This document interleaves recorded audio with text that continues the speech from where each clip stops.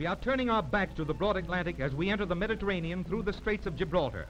The famous rock rises majestically in the distance to a height of 1,400 feet on the southern tip of Europe. Facing Gibraltar on the African coast stands Mount Abila. The ancients called these two peaks the Pillars of Hercules. In those far-off days, they thought the earth was flat, and the mariners of the Mediterranean never ventured beyond the Pillars of Hercules for fear of falling off the edge. We turn into the Bay of Algeciras and come to anchor between the Spanish town of that name and the British fortress of Gibraltar. And as usual, the natives come out in small boats to tempt us with their wares. And now we are on British soil. The town is comparatively modern. The old town was completely destroyed 150 years ago during the famous siege by the Spanish and French. In this colony of the British Crown, the governor is supreme. He has the unique power of making his own laws without even consulting Parliament. Splendid military roads have been cut out of the solid rock to give ready access to the signal tower, which reports to the world the passing of all ships through the straits. The Spanish town of Algeciras lies directly across the bay. Looking down, we get a good view of the barracks, where the British garrison is quartered. The bastions that played such an important part in ancient warfare are now useless. The guns have all been moved way up on the rock. Below the barracks, we see the docks and the moles that protect the inner harbor, in which an entire fleet can take refuge, and where no submarine or torpedoes can attack it. Naval stores are kept here in great quantities. Dry docks and a complete machine shop make it possible to repair all the damaged ships. The long road ahead leads to the boundary line between this British possession and the territory of Spain.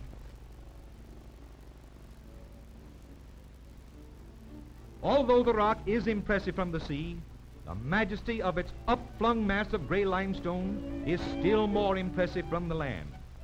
Reaching skyward like a gigantic finger, it seems to point a warning to aliens to keep aloof. For Gibraltar is a British military reservation on which none but British subjects may reside permanently. The alien workers are required to leave town and cross the line each day when the sunset gun is fired. At daylight, they may return to perform their various tasks. Those still seeking employment hang around on the sands at the base of the rock. Some of them earn a few pennies selling fruits or souvenirs to the visitors. They are a mixed lot, mostly of Genoese or Italian descent. As we motor along the road on the western slope above the town, we get a close view of the northern head of the rock. In this mass of limestone, the British laboriously cut the celebrated rock galleries, which conceal and protect the big guns. A branch of the road leads down to the village of Catalan on the east side of the rock. When, after the terrific siege of 1779, which lasted 4 years, the British finally won out, it was in this square that the gallant commander of Gibraltar, General Sir George Eliot, received the French Duc de Crillon, who had commanded the attack. The late enemy shook hands with words of mutual respect and admiration for each other's valor and constancy. The houses were in ruins then. They have since been rebuilt. That was the 15th siege of Gibraltar. From its termination until the present day, Great Britain has remained in undisputed possession of the fortress. Nowadays, peddlers go from house to house offering their wares in this primitive fashion. They are inspired by the same idea that has made the 5 and 10 cent stores rich. Little of everything at a low price. But their chances in Gibraltar are very slim indeed. Well, goodbye and good luck. Hey, watch out there, look out for the car. Even here we find the ever-present street photographer. Steady there, me hearties, he says. A little smile now to please the ladies back home. Okay, as the Yankees say. I wonder what the girls back home will say when they get this one. Here you are, sir. Only a shilling apiece, sir. And I hopes the ladies will like 'em, sir. Thank ye, Captain. Since the days of Noah, there seems to have existed a strong bond of sympathy between mankind and the gentle pigeon. The town is built on the west slope of the rock, and the space was so small that the builders were compelled to make all the streets narrow like this one. Sure-footed donkeys are used to carry burdens up and down these steep alleyways. And here are a couple of old friends who have patiently done their daily duty side by side for many years. The one on the left is the donkey.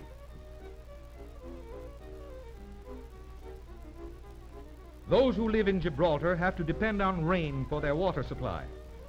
Some houses have their own cisterns, which collect rainwater from the roofs, just as they do in Bermuda. Others have to buy their water from this young man.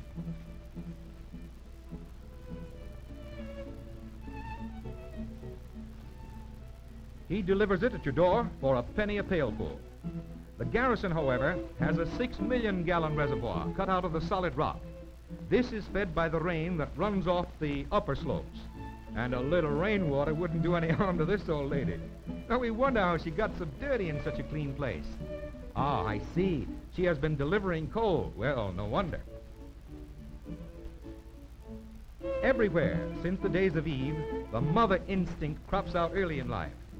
When little girls are privileged, they practice on dolls. But when they are poor, they simply fondle a younger brother or sister.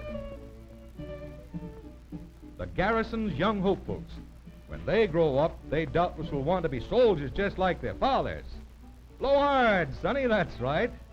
Come on, once more, that's a good boy. It was through the ruins of the old gate that stood on this spot way back in 1783 when the British possession of Gibraltar was finally assured, and all the Spanish inhabitants marched out to go and found a new town of their own on Spanish soil. Back once more on our ship, we take a farewell look at the famous Rock of Gibraltar, the guardian of the Mediterranean, and the accepted emblem of all that is strong, solid, and enduring. The end of Gibraltar, the southernmost tip of Europe, the lighthouse on Europa Point.